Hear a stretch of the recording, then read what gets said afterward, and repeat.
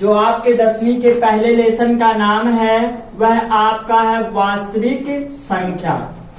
Class 10th के math के पहले लेसन का नाम क्या है? वास्तविक संख्या। तो जैसे ही मैंने आपके सामने लिखा वास्तविक संख्या, तो पहला क्वेश्चन आप लोगों को यह उठा होगा कि सर वास्तविक संख्या को इंग्लिश में कहते क्या है।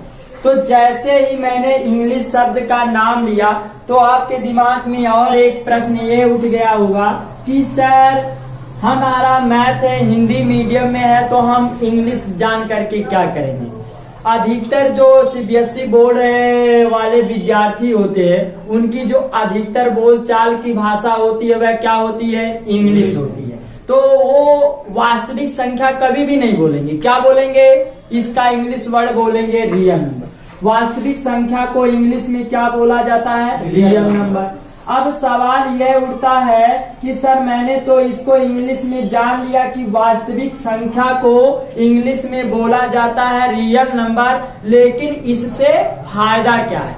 जैसे आप लोग जानते हैं कि दुनिया के जितने भी अधिकतर शब्द होते हैं वह पहले ही वाले अल्फाबेट से व्यक्त किए जाते हैं। दुनिया का कोई अधिकतर मतलब दुनिया के अधिक से अधिक जितने शब्द हैं वह कैसे अल्फाबेट से व्यक्त किए जाते हैं? पहले वाले अल्फाबेट से।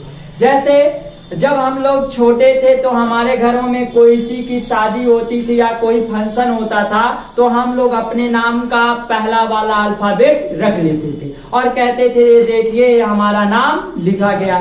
जैसे यदि हमारा नाम मोहन है तो हम अपने नाम का पहला वाला अल्फाबेट क्या करते थे? हाथ में रख लेते थे और कहते थे कि ये देखिए हमारा नाम लिखा गया। तो उसी प्रकार दुनिया के जितने भी अधिकतर शब्द होते हैं वह पहले ही वाले अल्फाबेट से व्यक्त किए जाते हैं। यदि मैं आप लोगों से पूछूं कि वास्तविक संख्या को किस अल्फाबेट से व्यक्त किया जाता है तो जवाब क्या रहेगा? इसका पहला वाला अल्फाबेट क्या है? Capital R. तो इसको किस अल्फाबेट से व्यक्त किया जाता है? कैपिटल आर से। इतनी बात क्लियर हो गई। तो इसका मतलब ये हो गया कि यदि कहीं हमारा कैपिटल आर अल्फाबेट मैथमेटिक्स में आता है तो हम कह सकते हैं कि जो भी अवयव लिया जाएगा वह कहां से लिया जाएगा? रियल नंबर से। अब सवाल ये उठता है कि रियल नंबर किसे कहते हैं? आपको क्लास 9th में भी बताया गया। क्या बताया गया? वास्तविक संख्या की परिभाषा परिमेय तथा अपरिमेय। परिमेय तथा अपरिमेय संख्याओं के समूह को वास्तविक संख्या कहते हैं। परिमेय तथा अपरिमेय संख्याओं के समूह को क्या बोलते हैं? वास्तविक संख्या कहते हैं। तो जैसे ही मैंने कहा परिमेय तथा अपरिमेय, तो आप लोगों ने क्लास 9th में पढ़ा होगा परिमेय संख्या किसे कहते हैं? जिन संख्याओं को P बटे Q के रूप में लिखा जा सके और Q का मान 0 के बराबर ना हो तथा जिनका वर्गमूल निकाला जा सके उन्हें हम क्या बोलते हैं? परिमेय संख्या। और क्लास 9th में अपरिमेय की परिभाषा आप लोगों ने क्या पढ़ा कि जिन संख्याओं का वर्गमूल ना निकाला जा सके तथा दुनिया के सभी नियतांक क्या कहलाते हैं? अपरिमेय कहलाते हैं। ये हमने कहाँ सीखा? क्लास 9th में। अब क्लास 9th के दो वाक्यों को मैंने एक ही में समाहित कर दिया तो क्या आ गया? वास्तविक संख्या। और वास्तविक संख्या को किस क्लास में दिया गया? क्लास 10th में दिया गया। तो ये आपके मैथ के पहले लेसन का नाम है वास्तविक संख्या। तो जैसे ही मैंने कहा समूह, तो आपको बड़ी हैरानी होगी कि सर जी ये समूह का मतलब होता क्या है? समूह किसे कहते हैं? यदि कोई व्यक्ति पूछ लेगा कि समूह किसे कहते हैं तो हम कैसे बताएंगे? जैसे कहने का मतलब ये है कि यदि कहीं भी एक से अधिक अवयवों को एक साथ कर दिया जाए तो वही क्या कहलाएगा? समूह। तो जैसे हमने कोई दो यहाँ पर पतली पतली चुड़ैलों को बनाया, तो यहाँ पर जो ये पतली पतली चुड़ैल बन रही है, तो ये क्या हो गई, एक से अधिक। तो ये क्या कहलाएगा, चुड़ैलों का समूह। तो समूह का मतलब आपने क्या समझा कि जैसे ही एक से अधिक अवयव होगा तो वही क्या कहलाएगा, समूह कहलाएगा। कॉन्सेप्ट क्लियर हुआ? कहीं किसी को दिक्कत समूह शब्द में? नहीं। जैसे विद्यार्थियों का समूह, यदि मैं बोलूं विद्यार्थियों का समूह तो इसका मतलब विद्यार्थियों का समूह कहा जा रहा है, तो समूह का मतलब एक से अधिक विद्यार्थी है। आई बात समझ में? तो कहीं भी यदि एक से अधिक अवयव आ जाएंगे तो वही क्या कहलाएगा, समूह। जैसे मैंने परिमेय के साथ अपरिमेय को जोड़ा तो यह क्या हो गया, एक से अधिक। तो एक से जैसे ही अधिक होगा तो वही क्या कहलाएगा, समूह कहलाएगा। इतनी कॉन्सेप्ट क्लियर हो गया? अब सवाल यह उठता है कि सर हम इनका कोई पूछ ले, हमसे कोई व्यक्ति पूछ ले कि वास्तविक संख्या का उदाहरण दीजिए, तो आपने क्या बताया, परिमेय। तो पहला वाला अवयव क्या होना चाहिए, परिमेय। परिमेय का मतलब P बटा Q, और दूसरा का मतलब क्या होना चाहिए, अपरिमेय। अपरिमेय संख्या मैंने लिख दिया करड़ी में 3। ये देखो, दो को मैं 2/1 लिख सकता हूँ, तो ये किसमें हो गया, P बटे Q के रूप में हो गया। और करड़ी में 3 है, क्या मैं इनका वर्गमूल निकाल सकता हूँ? नहीं। तो एक परिमेय हुआ, दूसरा अपरिमेय हुआ, यही समूह ही क्या कहलाएगा, वास्तविक संख्या। तो वास्तविक संख्या का हमें ऐसा उदाहरण देना है जिसमें एक परिमेय हो, दूसरा क्या हो, अपरिमेय। अब क्लास 11th में जब हम जाएंगे, ग्रामीण कक्षा में जाएंगे, तो इसी को वास्तविक संख्या का दूसरा नाम बदल दिया जाता है, जिसे बोला जाता है समृद्ध संख्या। क्या बोला जाता है, समृद्ध संख्या। ये हम कहाँ पढ़ेंगे, क्लास 11th में। जैसे आपका नाम विद्यालय में कुछ और रहता है और घर पे नाम बुलाने का कुछ और रहता है। जैसे मान लो किसी व्यक्ति का नाम विद्यालय में नाम है राम, तो या मोहन कह लिया जाए। यदि किसी व्यक्ति का नाम जो है विद्यालय का क्या है, मोहन, तो बुलाने का नाम क्या हो सकता है, अलग हो सकता है कि उसके घर वाले निरहू कहें या गुरहू कहें, तो वो क्या है, घर का बुलाने वाला नाम है। तो जिस प्रकार हमारा एक से अधिक नाम हो सकता है, उसी प्रकार हर संख्याओं के भी एक से अधिक नाम हो सकते हैं। यदि कोई व्यक्ति पूछता है कि वास्तविक संख्या का दूसरा नाम क्या है, तो वास्तविक संख्या का दूसरा नाम क्या है, समृद्ध संख्या, या आप कह लीजिए काल्पनिक संख्या। इसके कितने नाम हो गए, 3 नाम हो गए। तो काल्पनिक संख्या कह लीजिए या आप समृद्ध संख्या कह लीजिए। तो कोई भी व्यक्ति पूछेगा कि वास्तविक संख्या के कितने अन्य नाम है, अन्य का मतलब कितने और दूसरे नाम है, तो बताइएगा 2। नंबर 1 काल्पनिक संख्या, नंबर 2 समृद्ध संख्या। जैसे आप घर पे हैं तो आपको मान लिया जाए कि आपको राम कहा जाता है। जब आप अपने ननिहाल में जाते हैं तो इसी राम के बदले में कहा जाता है कि लक्ष्मण जैसा भाई आ गया, तो नाम उसका क्या हो गया, चेंज हो गया। लेकिन क्या व्यक्ति बदला, नहीं बदला। तो एक व्यक्ति के एक से अधिक नाम हो सकते हैं, उसी प्रकार हर संख्याओं के भी एक से अधिक नाम हो सकते हैं। तो जब हम क्लास 11th में जाएंगे तो इसी अवयव को हम क्या लिख सकते हैं, 2 प्लस करड़ी में। यदि मैं करड़ी में -3 लिख दूं, क्या ये हमारा अपरिमेय संख्या नहीं कहलाएगा? तब भी कहलाएगा, क्योंकि हम -3 का वर्गमूल नहीं निकाल सकते हैं। तो ये कैसी संख्या हो गई, अपरिमेय। पहला वाला अवयव कैसा हो गया, परिमेय। तो परिमेय तथा अपरिमेय मिलके क्या कहलाएगा, वास्तविक संख्या। अब ये जो अवयव लिखा गया है, आप जानते हैं इसको या करके ऐसे भी लिखा जा सकता है कि करड़ी में -3, करड़ी में 3 गुणे करड़ी में -1। यदि मैं इसको इस रूप का लिख दूं, क्या इसके मान में परिवर्तन होगा? नहीं होगा। सवाल यह उठता है क्यों नहीं होगा? यदि कहीं भी करड़ी समान हो तो उनको हम एक करड़ी में गुणा करके लिख सकते हैं, और एक का गुणा हम किसी भी संख्या में कर दे, क्या उसके मान में परिवर्तन हो सकता है? तो कितना आ गया? करड़ी में -3। तो करड़ी में -3 को मैं क्या लिख सकता हूँ? करड़ी में 3 गुणे करड़ी में -1। और जब आप क्लास 11th में पढ़ेंगे, इसी करड़ी 1 के जगह पे आप लिख देंगे i, और जो i का मान होता है वह होता है करड़ी में -1। आई का मतलब होता है आईओटा, जो दूसरा शब्द है आईओटा का जो मान होता है स्मॉल आई बराबर वह कितना होता है? करड़ी में -1। अब बताओ आई स्क्वायर का मान कितना होगा? आप जानते हैं कि यदि किसी अवयव पे घात लगाई गई है तो उस अवयव को मैं उतनी बार गुणा करके लिखूंगा जितनी उसकी क्या है? घात है। तो आई को कितनी बार मैंने गुणा करके लिखा? 2 बार। अब देखिए आई का मान दिया है कि नहीं? आई के जगह पे कितना दिया है?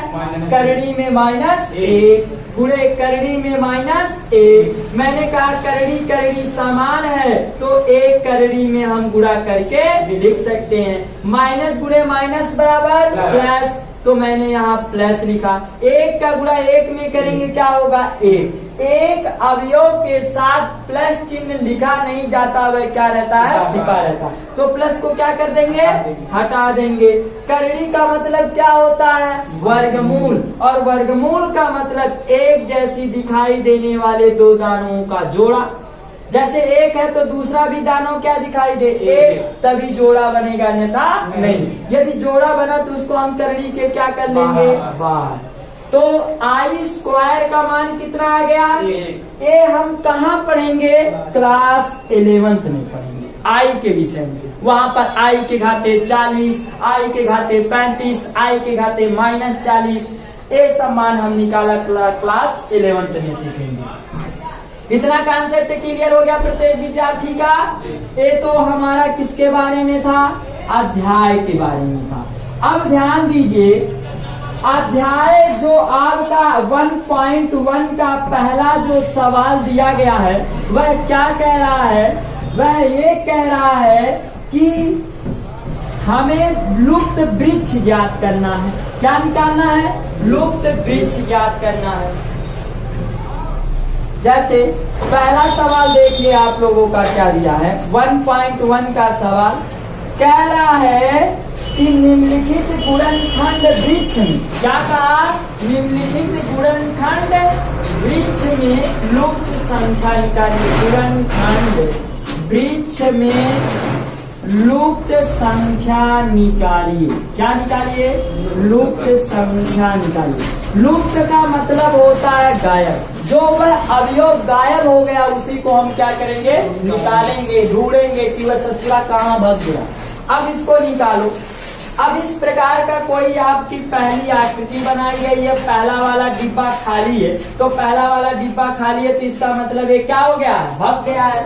अब भाग गया है तो इसको हम ढूंढ के लाएंगे कहाँ ये भाग गया है। दूसरा वाले अवयव में भरा गया डिब्बा में 5, यहाँ पर डिब्बा में भरा गया है आपका कुछ भी नहीं। फिर इस डिब्बे के 2 फैक्टर निकले हैं। पहले वाले डिब्बा में भरा गया 5, दूसरे वाले डिब्बा में भरा गया लुप्त। अब यहाँ पर देखो इस लुप्त वाले भी डिब्बे में 2 अवयव आ गए। कौन अवयव आ गए? एक आपका आ गया 2 और दूसरा आ गया आपका 3। ऐसे आपकी क्या की गई है? कोई आकृति बनाई गई है। तो कह रहा है निम्नलिखित गुणनखंड वृक्ष में लुप्त संख्याएं ज्ञात कीजिए। क्या कहा? गुणनखंड वृक्ष तो जैसे ही मैंने आपके सामने नाम लिया गुणनखंड वृक्ष, तो आपके दिमाग में प्रश्न ये उठा होगा कि सर गुणनखंड वृक्ष किसे कहते हैं। यदि हम गुणनखंड वृक्ष के बारे में अच्छी तरह समझ ले तो हम प्रत्येक लुप्त वाली संख्याओं को क्या कर सकते हैं, निकाल सकते हैं। तो देखो, गुणनखंडों की वह श्रृंखला जिसे वृक्ष के रूप में लिखा जाए, गुणनखंडों की वह श्रृंखला जिसको वृक्षों के रूप में लिखा जाए। जैसे पहला पेड़ है, ये कोई पेड़ है, इस पेड़ में दो डालियां निकली हैं, अब एक डाली में फिर दो डाली, फिर एक डाली में दो डाली, ऐसे निकला रहता है कि नहीं वृक्ष। तो ये सब क्या बनाए गए हैं, वृक्ष बनाए गए हैं। तो संख्याओं की वह श्रृंखला जो गुणनखंडों की वह श्रृंखला जो वृक्ष के रूप में दी गई हो, उन्हें हम क्या बोलते हैं, गुणनखंड वृक्ष। तो ये क्या कहा, गुणनखंडों की वह श्रृंखला, मतलब ये क्या है सब, गुणनखंड। गुणनखंड का मतलब ये हो गया कि यदि हमारे पास कोई पुस्तक है और इसको गुणनखंड करना है, तो गुणनखंड का मतलब ये हो गया कि एक अवयव से कई अवयव में बदलना ही क्या कहलाता है, गुणनखंड कहलाता है। अब मैं इस पुस्तक के कई टुकड़े कर दूं, कई टुकड़ों में ऐसे विभाजित कर दूं, तो ये क्या कहलाएगा, गुणनखंड कहलाएगा। तो एक अवयव से अनेक अवयव में बदलना ही क्या कहलाता है, गुणनखंड। जैसे आप घर पे आलू ले लीजिए, आलू रहता है एक, लेकिन उसके करते हैं अनेक, अनेक खंड कर देते हैं कि नहीं, तो वह एक प्रकार का आप क्या करते हैं, गुणनखंड करते हैं। गुणनखंड किसे कहते हैं, परिभाषा याद हुई, एक से कई अवयवों में खंड खंड करना ही क्या कहलाएगा, गुणनखंड कहलाएगा। कॉन्सेप्ट क्लियर हो गया। अब देखो इस डाली में कितने हैं, इस डाली में कितने गुणनखंड आए हैं, दो। कितने आए, दो। गुणन का मतलब होता है गुणा, खंड का मतलब कई भाग, खंड का मतलब कई भाग। अब देखो मैंने देखा इस वृक्ष में दो अवयव, दो डालियां निकली गई हैं, क्या हमें इन दो डालियों का मान मालूम है, नहीं, तो इसका मतलब मैं इस वाले खाने में क्या भरा जाएगा ये हम नहीं बता सकते। कॉन्सेप्ट क्लियर हुआ। तो सवाल ये उठता है कि सर जी ये दोनों ससुरे खाली हैं, तो हम किसको भरेंगे किसको नहीं। अब इसको पकड़ना हम शुरू किए तो ये चिल्लाने लगेगा कि हमें पकड़ो हमें पकड़ो।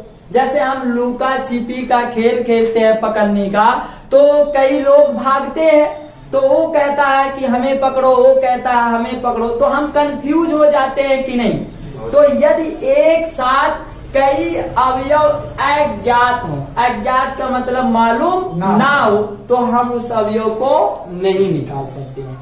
हम ऐसी दो डाली को पकड़ूंगा जिसमें दोनों अवयव क्या हो, मालूम हो। अब आइए ये देखिए दो डाली निकली, क्या ये दोनों अवयव मालूम है, नहीं। अब इसमें आइए, इसे देखिए इस वृक्ष में दो डाली निकली है, क्या इसमें दो अवयव मालूम है, नहीं। अब यहाँ पे आइए, इस वृक्ष में दो डाली निकली है, इन दो डालियों में क्या दोनों अवयव मालूम है। तो जहाँ दो अवयव मालूम होंगे मैं वहीं से क्या करूंगा, गुणनखंड करना शुरू करूंगा। गुणन के लिए कैसा चिन्ह, गुणा, खंड का मतलब कई अवयवों में विभक्त करना। अब गुणा करो तो ये अवयव मालूम हो जाएगा, तो 2 गुणे 3 बराबर 6। अब 6 का गुणा 5 में करोगे कितना भरा जाएगा, 30। पहले वाले डिब्बा में क्या भरा गया, 6, दूसरे वाले डिब्बा में क्या भरा गया, 30। अब देखो फिर दोनों मालूम हो गए कि नहीं। अब इन्हीं की सहायता से हम क्या करेंगे, अगले वाले लुप्त संख्या को निकाल सकते हैं, क्योंकि गुणन के लिए कैसा चिन्ह, गुणा। अब दो खंडों का गुणा करो तो 30 पंजे कितना होगा, 150। तो पहली वाली लुप्त संख्या क्या थी, 150। दूसरी वाली लुप्त संख्या क्या थी, 30। तीसरी वाली लुप्त संख्या क्या थी, 6। कॉन्सेप्ट क्लियर हुआ। गुणन खंडों की वह श्रृंखला जो वृक्ष के रूप में दी गई हो उसे हम गुणनखंड वृक्ष कहते हैं। उसे हम क्या कहते हैं, गुणनखंड वृक्ष। गुणनखंड वृक्ष कहाँ से निकालते हैं, हम उस वृक्ष की वो 2 डालियों को पकड़ेंगे जिनमें 2 डालियों का मान दिया हो। तो नीचे सबसे दिया था, मैंने यहीं से गुणनखंड करना शुरू किया। कॉन्सेप्ट क्लियर हो गया? सवाल लगा के दिखाइए। मैंने क्या कहा कि मैं कभी भी गुणनखंड वृक्ष निकालूंगा तो पहले हम उस वृक्ष की वह 2 डालियां पकड़ूंगा जिसमें 2 डालियों के मान दिए गए। तो जैसे ही मैंने पहला वाला वृक्ष पकड़ा तो क्या इनके 2 डालियों का मान दिया है? नहीं दिया। तो दूसरे वाले वृक्ष को आप पकड़ लीजिए। मैंने दूसरे वाले वृक्ष पे आया, देखिए इसमें से भी 2 डालियां निकली है। पहले वाले में 3, दूसरे वाले में 7। अब दोनों डालियों का मान मालूम हो गया कि नहीं? तो हमने कहा यदि 2 डालियों का मान मालूम हो गया तो मैं वह गुणनखंड वृक्ष निकाल सकता हूँ। गुणन के लिए कैसा चिन्ह? गुणा। अब 2 खंडों का गुणा करो, वृक्ष तैयार। तो 3 7 तो पहले वाले डिब्बे में क्या भरा जाएगा? 21। अब देखो इन 2 डिब्बों का मान मालूम हो गया तो मैं तीसरे डिब्बे का मान निकाल सकता हूँ। तो 21 दूना, तो पहला आपका हुआ कितना? 21। दूसरा कितना हुआ? 42। इस प्रकार का सवाल लग जाएगा। अगला क्वेश्चन हल करिए।